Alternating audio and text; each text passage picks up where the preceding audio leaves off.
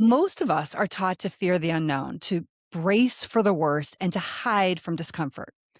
But what if, just what if, there was a way to face life's hardest moments with courage, creativity, and hope? My guest today, Scarlet Keys, has done just that. She's an award winning songwriter, professor at Berklee College of Music, and y'all know some of her students, but I'll let you do the research on that. She's a TED speaker and an author of what is now becoming one of my favorite books, What If It All Goes Right? Practicing Hope in the Hardest Times. Scarlett has learned that hope isn't something you just stumble upon, it's something you practice. And she discovered this firsthand through her own health challenges and life uncertainties. What she learned is that creativity isn't just about making art. It's a way to make sense of the world, to process emotion, and to turn fear into action.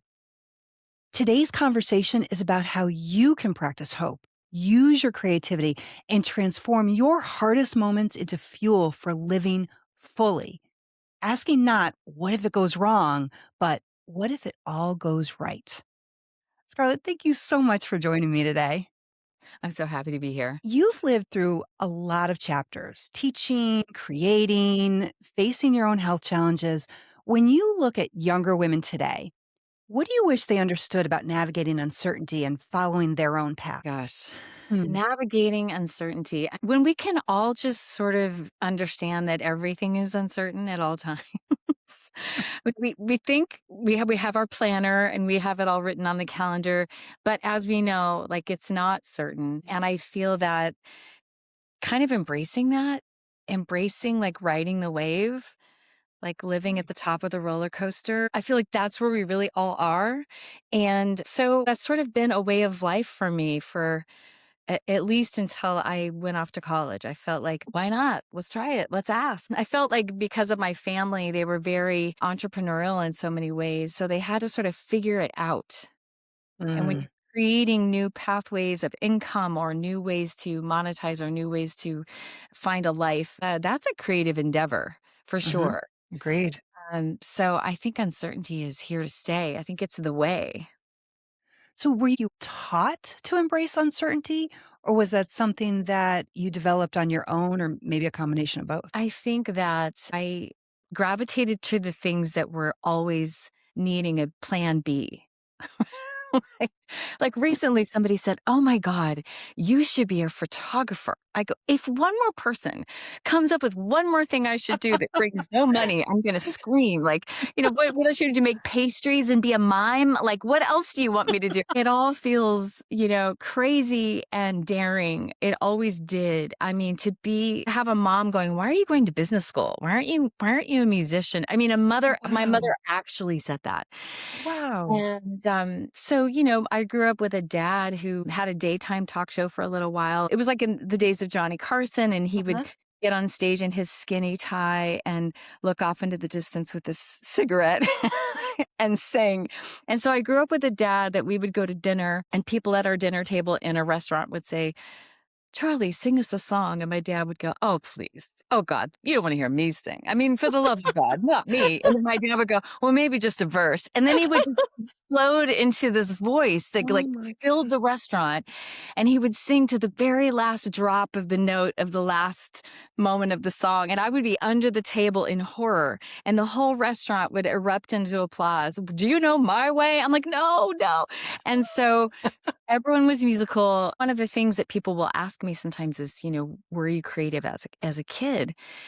And I look back and I think, actually, no, I wouldn't define myself creative at all, except for maybe imagining scary things. But I think we all do that as kids. But I really wasn't like making things or knitting I mean, I was playing piano, but I feel like a lot of times when we're learning any art form, it's such mimicry. And Mhm. it's like, anytime we're learning to cook, we're following a recipe. If I order something from IKEA and my husband puts it together, I don't go, "Oh my God, you're so creative." I go, "Good job following those directions." I didn't feel like I was creative at all. And I always felt like, gee, I wish I had a thing. I didn't have a Hmm. thing. sing. And when I finally started singing and finding music, I don't think the creative part of it didn't burst onto the scene until I really wanted my mom to stop smoking. So I rewrote the words to New York, New York as an anti-smoking campaign. And I was Oh like my the gosh. female Weird Al all of a sudden. And then I did a few more parodies, and then I decided to take the daring adventure of I'm gonna go to the Berklee College of Music. I'm gonna leave San Diego. I'm gonna go across the country. And it was very scary. And I managed the fear of that unknown by just going, I'm gonna give this one semester. I can leave. Okay. I'm gonna give this one semester. And I think small things lead up to bigger things. That small commitment became doable, manageable, and all right, I can do one more semester. Okay, I can do one more. All right, let me just graduate. I feel like I've kind of taken scary things piece by piece, step by step, and I think that's Huh. been helpful in the unknown of life. But I don't know. I felt like chasing unrealistic things didn't feel they should have. They didn't feel unrealistic. I had a corporate person Okay. ask me recently, like, "What made you decide to go be a songwriter?" And for the first time in my entire life, I thought, "God, that was a really bad idea. What was I thinking?" But up until that moment, it was like, "Well, you gotta follow your bliss," So, what do I tell younger women? I mean, I think, man, well, especially while you're young, like, follow all the things. Like, you don't know where all the things are gonna lead. You don't Mm, know where you'll end up.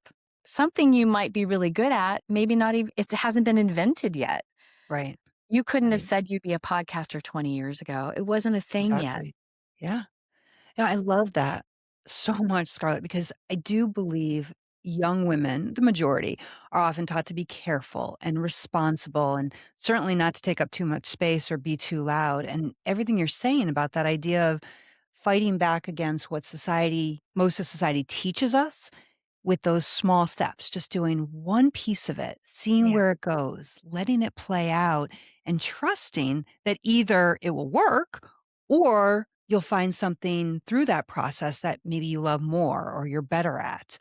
And it's giving yourself that permission to trust yourself and also trust the process. Would that make sense? absolutely, and I think it is harder to be a swan when you're when when you're in a group of ducks, because everyone's like, "What are you doing? Why are you so white? What's happening?"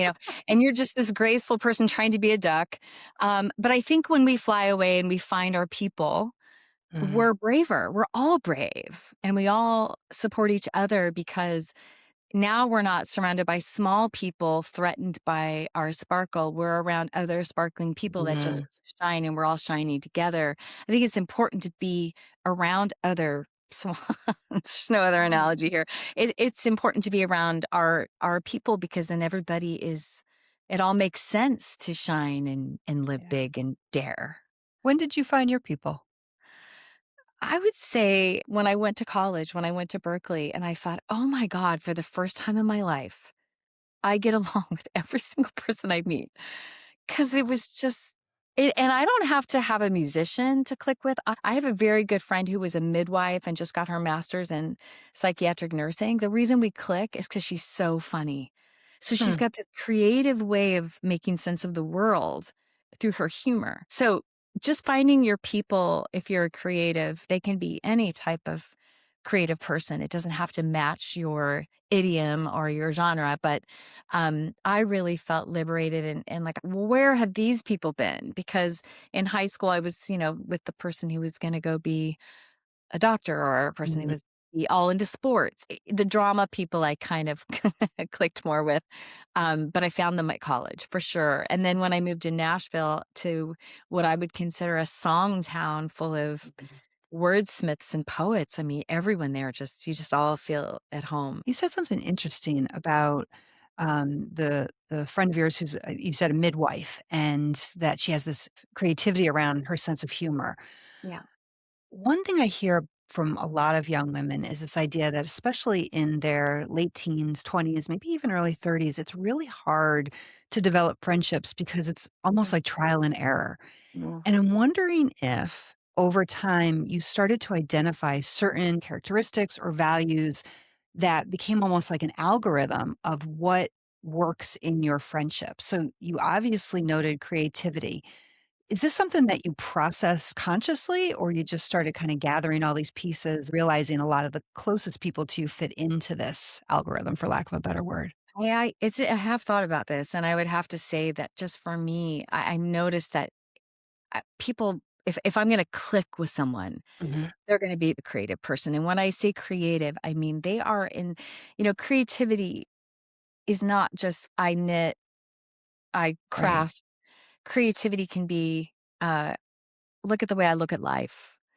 Look at the way that I navigate this, especially humor. Boy, that's creating something in the moment that I feel like, for people who are maybe doctors or lawyers or whatever, as long as they have a sense of humor, I'm in.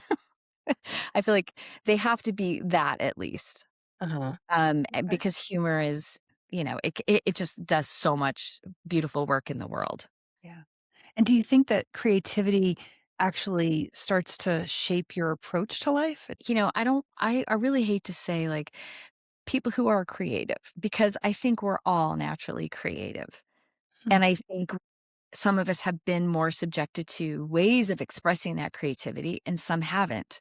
Mhm. But I feel like we're all creative. And sometimes creativity is, um, an interesting way to figure out or problem solve. Creativity can be, well, did you ever think about looking at it like this?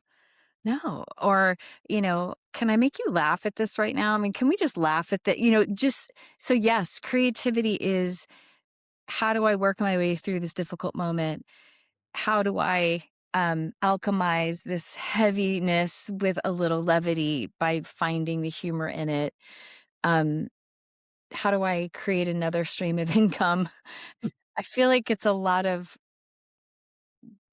it really helps me get through the day, through the world. How can I do my day differently? Can I drive down a different street? Can I eat at a different restaurant? Mhm. How can I wake my life up without spending $10,000 to go to Europe? Maybe I've never been to Salem. Let me go look at the House of Seven Gables and really be in there, and learn what's special about that house and the story that Hawthorne wrote. I mean, there's just so many ways to think about life differently, and I think that that's creativity. My guess is that in your role as a professor and as a speaker and just in your interactions in life, when people find out what they do, my assumption is that sometimes you'll meet people who are like, "Oh, I'm not creative at all. Like, I have no creativity. I can't imagine doing what you do."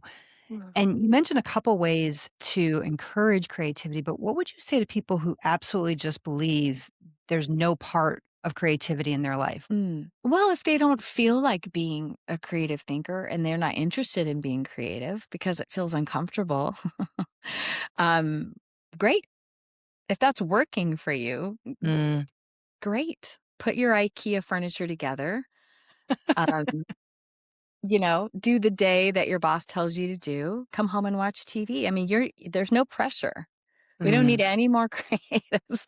But if somebody wanted to be more creative, if they didn't think that they were, I would challenge that. I don't believe that. And I think that we can develop it, we can become better at it. Absolutely. I had a friend who said, "I'm not funny. I'm not funny." She was so creative as a songwriter, so effective in her life. Not funny, but wonderful. Who cares? But she really wanted to be funny. And I said, "Well, do you watch stand up?" "Well, no." I'm like, "All right, when you're in the car from now on, I want you listening to stand up. Let's Yeah. bring some of that into your awareness. Let's connect with cadence and timing and rhythm." And, and that was just one way where she could kind of work a little bit more on thinking in that way.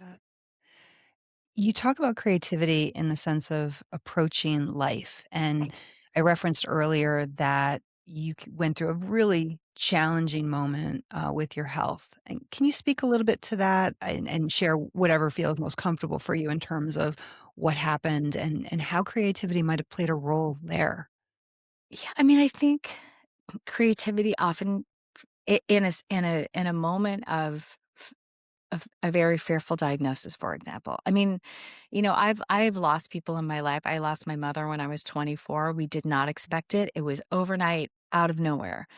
And that was something that, you know, obviously you just feel like the rug from the world has been pulled out from under you and you're just doing your best to get through it. Um, So really that's sometimes something hard can just be, I'm just surviving this moment by moment. But, Mhm. when I went to, get the feedback from, the biopsy that I'd had, and that doctor's looking at me and she's using the C word Mm. to me, the C word that I never thought would happen or that I would be using in my own vocabulary towards myself. I mean, it's just otherworldly. And I Mhm. remember thinking, "Oh god." They're like, "Are you gonna have to have a double mastectomy?" You've got 3 kinds of breast cancer, by the way, all at Yeah. once. We're gonna treat it with hormone therapy, we're gonna have double mastectomy, and then you're gonna have 12 weeks of chemo and then 12 months of immunotherapy, which can affect your Mhm. heart. It's tricky, Mhm. it's not nothing. You'll lose your hair, blah, blah, blah.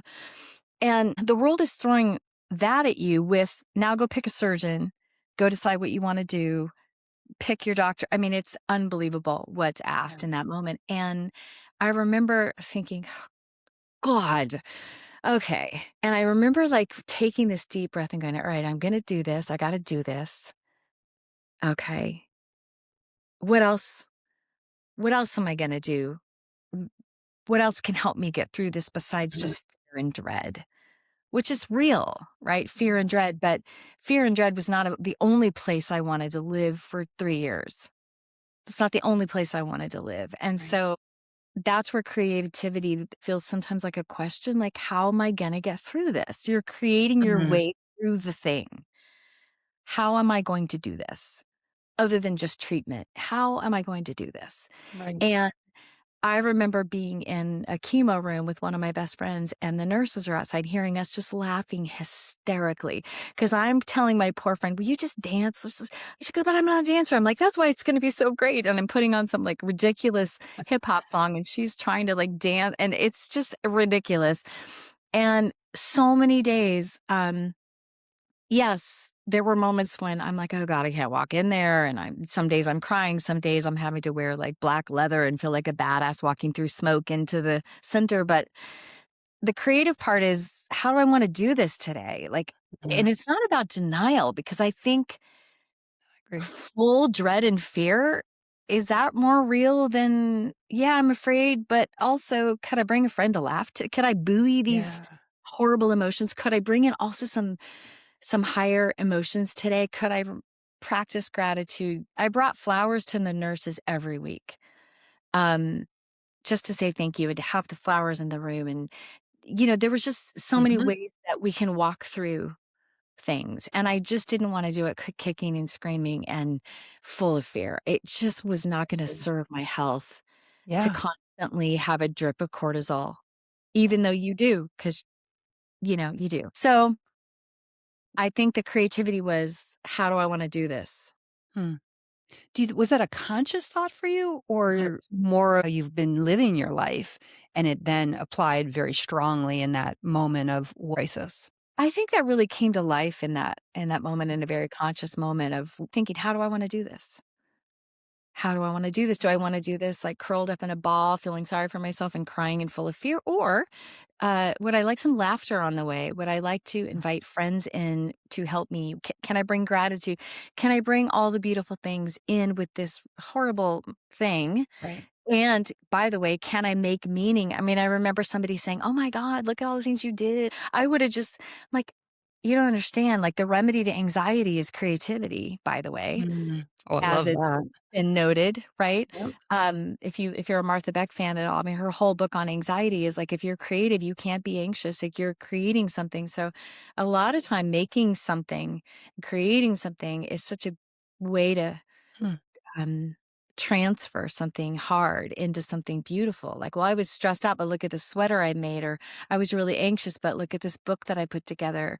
Yeah. Um, and I did start to work with this older woman who I called my vibe coach, and every week we would meet, and she would really remind me of, like, all right, how do we put our body in the best healing state? And we Mhm. do Yes. meditation, and I would think, I'm going to be in my garden, and maybe I could even help someone today if I have the energy, or I don't know, I just wanted to bring the beautiful things with me, you I know? get and I really appreciate that you did it in a conscious way because your experience reminds me, my mom died not as suddenly as yours, but over a 2-month period of time 3 years ago. And I remember a moment when I have a younger sister who's I'm very close to, and we were at my mom's bedside at hospice.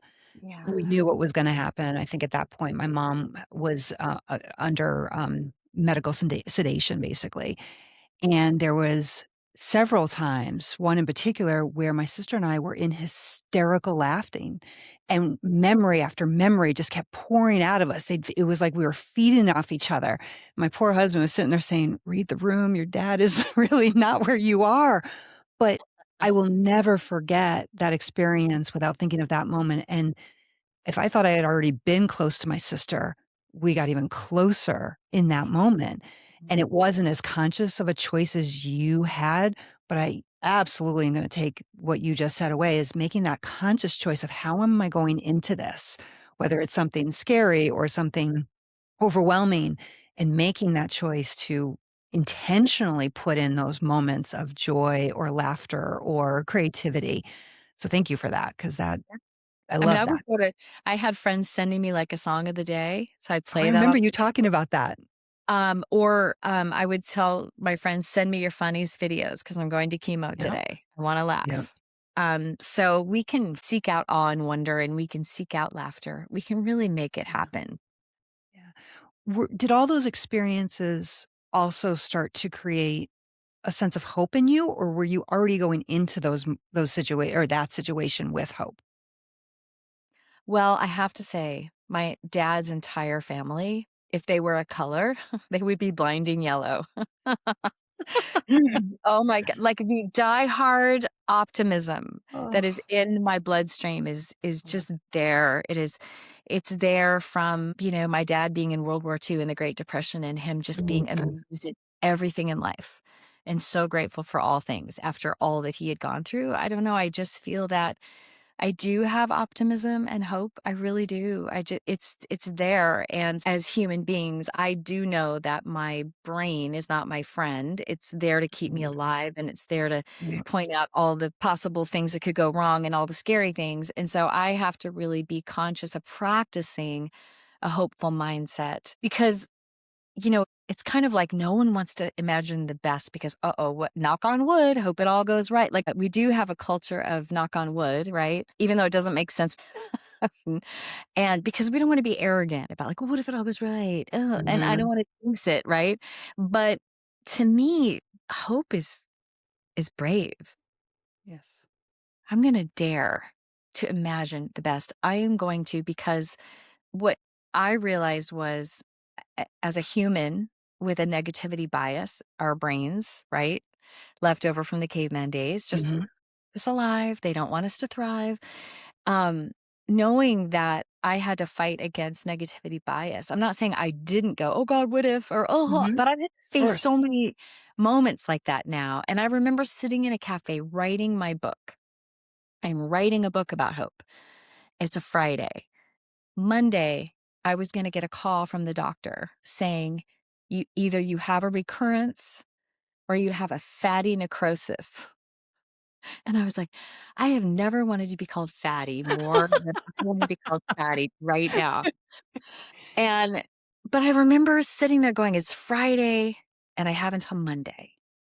And I mm, remember looking out the window and, like, beautiful fall leaves are cartwheeling down the road, and I'm thinking, "Whatever Monday is, it cannot have today. mm, Ever it is, it cannot have today." And I just made a choice of I will have joy, I will have peace, I will have a wonderful weekend, and whatever Monday's gonna be, it's gonna be. And when the doctor called on Monday and said, "It's a fatty necrosis," you're like, I "Yay, I'm fat." I did swear a bit. I was like, "Oh my god," and I was very, like, obviously, as a human being, relieved, Of course. but at the same time, I was like, "I'm not gonna do that to my body. I'm not gonna live in dread." Mhm, Because as Brené Brown in her work says, we're just rehearsing tragedy. It's like a weird sense of yes, control. If I imagine the worst, it's like, okay, I'm prepared. It's right. like, well, I don't want to live like that. I I want to live like if you knew, Robin, whatever you're worried about or the listeners worried about, if you knew that it was going to be okay, Mhm, how would you feel? mhm, If the clouds parted And God said, "Don't you worry, the love of your life is right around the corner," or "Don't you worry, your dream job's coming. Don't you worry, it's coming." You would just like go, "Ah," and you would feel so relaxed and just Right. and I'm like, I'm gonna give myself that feeling. And what we do know, and I love that you're talking about so much of my world, which is brain science and all of that, but what we know is when we do that, it opens up the pathways of creativity and problem solving and strategic thinking when we don't just close down to prepare for the worst. It's like, hey, if the worst could happen, so could the best. There's equally possible because both of those are in the future. So why not just fixate, allow yourself to focus on what if it goes right, to borrow a lovely title of one of my now favorite books, and start letting your brain go in that direction and Yeah. build strength, mental and physical strength, so that if it doesn't work out to the best of its ability, and more likely it's somewhere in between, you can strategize in order to get through it. So I Yeah. love that. And Yeah. knowing you build faith in yourself, you don't waste your Mm, time. You don't waste your imagination on worry. yes. So you spend your time in like this parasympathetic state that's Yep. really good for your well-being and everything else. And then if something does happen, Mhm. like think of every tragedy that's ever happened in our life. We were not prepared for, we did not anticipate, and we made it through. Exactly, exactly. Your whole book, what I love most about it, and I went through it so fast because of this reason, is it's not linear. It's not a book that you read from beginning to end. You can pick up different chapters depending on your mood or the day or just what I started doing is just randomly opening up to one just to see what it would bring into my day. When you think about the words that you put together, what would you say are maybe 1 or 2 of the biggest pieces of wisdom that you would give to younger women or maybe all women in terms of practicing and building the skill of hope? Mm, gosh. I would say to really um, pay attention to Mm, words that we think, first of all, because, I wish someone had come up to me in high school and go, "Excuse me, I just want to let you know you're not your thoughts. yeah, yep, That's just your brain sending out these weird blah, blah, blah. And you are going to think about, 70,000 thoughts today. And then tomorrow, you're going to think 90% of those same thoughts. So choose wisely. Like to separate the thinker from the thinking mm, or the thinker from the thoughts, right? There's the me and there's the me noticing the thoughts. So there's yep, two things, right? To slow down and question those thoughts. Is that really mm, true? Is it really true that yes, that person doesn't wanna be my friend? Is that really true that they might reject me? Is that really true that I'm not talented? Is it really true that I'm huh, and is that serving me? yep, What thought could I choose? Can I choose a better thought? That is a huge one. And then second of all, watching the thoughts that I say to myself and other people. What is the quality of my conversation? Am I elevating the room? What am I bringing to this moment with my words? And then words are coming at me? I mean, am I gonna accept all these serves? Or am I gonna hold each word up like a tennis ball and go, "Wait, do I wanna hit this back? Do I want this in my court? Do I really want to hear what this person says? How am I feeling?" And then when our little critic, is, of course, the mean critic voice that sits on our mhm, shoulder, and we're writing something and it goes, "You should be a chiropractor. You call that writing?" The mean bully on the bus, right? To really understand that that critic is just, again, our brain trying to keep us safe because right, if we put something out in the world, it could be criticized or maybe it won't do well. It, right, it tries its best. And what I've learned is to really question that voice and when it starts to doubt, don't get on the plane when the plane crashes. I'm like, "Thank you for sharing. I'm going to Hawaii. I will be drinking a pina colada in 5 hours." Or, "What do you have to say that no one else has ever said? Why are you writing a book about songwriting?" I'm like, "Thank you for sharing. I have a book to write." And I remember that particular day when I thought, "Oh god, why am I writing a book on songwriting?" Um, and I opened up this Bob Dylan song and I went, "Oh my god, I've mm, never thought about that before. Look what he's doing." And if I hadn't pushed past that critic that day, I wouldn't have had that moment of discovering something really cool to share with other writers on what they could do. So my biggest advice is be careful and carefully curate your thought life and really think about the words you're letting in and the words you're letting out and the words that you're reading and the words that you're listening to. I mean, words, man, there's just something about seeing something written. Like, that's why I don't read comments, by the way. I don't read the comments because we always think when you have like an anonymous comment on your YouTube or something, you always imagine like educated Michelle Obama sitting up in her Armani suit, qualified. And I also think this about Robin and Scarlet. But really, it's the guy who lives in his mom's basement with his SpongeBob pants and his Cheetos dusted fingers going, "You're done." So I have to imagine he's actually not qualified to comment on me. I would agree. I would agree. Oh my god, Scarlett, I love this. Everything you're talking about, creativity, hope, managing your brain. Yeah. Again, in my world, this all circles around an idea of resilience. And Yeah. from your own experiences, maybe your own hardships and your own lessons learned, what do you think most women underestimate about resilience? I mean, I would start with, when I think about resilience, I think about like, how well do you come back Mhm. from a hard thing? And maybe we get exposure therapy after so many rejections or so many hard things. We just like, okay, here it is again.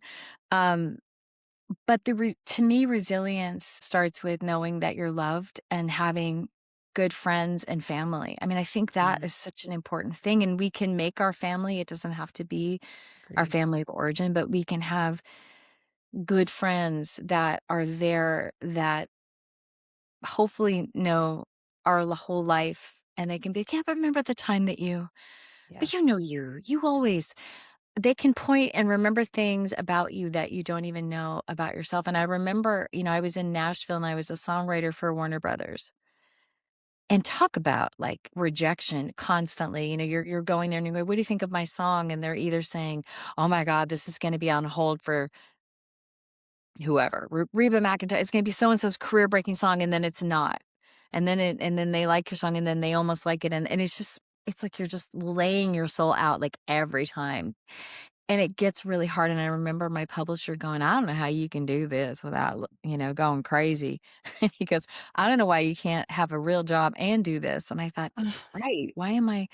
And then Berkeley had a position open for a full time professor. And I thought, God, do I leave all the friends I finally made and all the Mhm. community that I built to go be a teacher? I don't even know if I wanna teach. I don't but I went ahead and applied, and I flew up and I taught a class, and they asked me they gave me the job, and I moved my whole life here, and I just thought, "Oh god, I don't wanna start over. I'm going back. This is too hard. I can't do this. I just can't. I just why?" And one of my very best friends goes, "Come on, you gotta try this.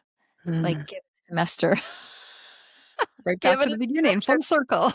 Give it a semester, and I thought, "Okay, I'll give it 1 semester, I can do that." And 24 years later, Mm, my life blossomed in ways I never would have imagined, and I would have never thought that teaching was gonna be such a fulfilling and wonderful thing. And I feel like sometimes, having a some sort of a spiritual connection with something bigger than ourselves. That's just me. I don't know what you're gonna call it, but that helps with resilience. Taking care of yourself helps with resilience. I think that's a really important thing to know that you matter, to know that you matter is everything. Um, and then every time we do go through something hard, we are stronger. Thank you, universe. I'm strong enough. I'm good now. oh, I hear you. I'm good. If one more person's like, but think how strong you'll be. I'm like, I do not care Got it. about being strong, Done. but I am. And I Mm, try to use that. And I know that it's useful. And I think that's important too, like to be useful. Don't waste your pain. Don't waste your rejection. Don't waste the bad choices. Even in my classrooms, I get to say, here's what I wish I'd done. mm, Here's what didn't work. Here's what worked. right. So we can use it. I love that, and I love that you just about summed up what I'm hoping this podcast does for a lot of young women and again, women in general, just that idea of, here's some ideas, here's some insights, and if it helps you, great, and if not, that's okay too. And, like, But is your 80-year-old self gonna high five you at the end of this life? mm, oh, I like that image a lot. I like that. Do you mind if I ask you some rapid fire questions that I always like to wrap up with? Sure. All right, let's see if you get this one. Might be in your genre a little bit. What's your go-to power woman song? It changes, but Yeah, mine does on the too. most, like, silly level, I would say "Me Too" by Megan Trainor.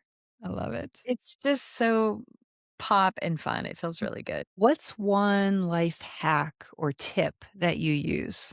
Something simple. What I've started to do, you're gonna laugh, I started asking for help. I've asked for I'm Wow, no, asking that's for help. terrific. I'm asking for more help. Good for you. It's Good for just you. and I thought, "Oh my god, what an idea. I'm gonna have my husband go to the store. Wow." Yeah, Or I'm gonna ask a friend to get on Zoom with me and go through this thing with me. I don't have to do it by myself. Whatever it is, I feel like I'm asking for help more, and I feel like that's that's great. something I usually do. Yeah, and something that, again, I don't think a lot of women are trained to do because we're supposed to Oh. take it all on, so that's I'm not gonna laugh at that at all. What's one of your favorite books? Oh gosh. Well, I'm very much a person who likes to dig into spirituality and neuroscience, but I really liked Eckhart Tolle's A New Earth because I really felt like Mm, it practiced presence, and that's so important. yeah, agreed. What's one belief you had to unlearn? That not every thought is true, and we kind of Oh, believe our brains. You just get in this fearful thing, like, what if they don't and what I can't, and you go, "Is that all mhm, true? It's not all true." I love think that. that's really powerful to go, just Agree. because I think something doesn't mean it's true. It's so powerful, Yes. unless it's good, and unless it is true And then what's something you do every day to take care of yourself? every day. I try to exercise and, meditate. I don't meditate every day, but I aim for it. Are those things you did in your 20s? No, I exercise, but I did not meditate. Got it. Okay. And then what's the next thing you're excited about? I know, I love that question so much. The next thing I'm excited about is I have to honestly say I need a new project in my life. I think, going back to when we're going through hard things and we think about how do I wanna Mhm, do this? Honestly, this year is the last year of my daughter being at home, and I'm mm, really asking the question, "How do I want to do this? yes, agreed. What do I want her to leave this house feeling?" Yeah, And I think that I'm excited about trying to make it feel as good as it can around here. I agree. I agree. Yeah, Ah, I love that so much and can definitely relate to that. yeah. Scarlett, I can't really thank you enough. I have been so very looking forward to talking to you and seeing you again, and I appreciate so much of your humor and your experiences, especially for the women who are out there who are building their lives and building the world that we're in. So I'm gonna make sure that we add details about you and your projects and certainly your book in the show notes so all our listeners can follow your work. And certainly to all of you, take what you heard today, carry what matters, and pass the wisdom forward because when women speak, the world changes. Thank you for listening, and I'll see you next time on That's What She Said. Follow That's What She Said on social media on Instagram, TikTok, and YouTube. That's What She Said is created, hosted, and executive produced by Dr. Robin Buckley. Our Senior VP of Productions and Content Strategy Consultant is Dr. Tom Grabowski. Jordan Gilbert is our show's Marketing and Creative Content Specialist. Senior Producer is Quentin Sukup. And remember to keep the conversation going. Subscribe wherever you get your podcasts, whether you're a woman who's lived it or a woman who's building it.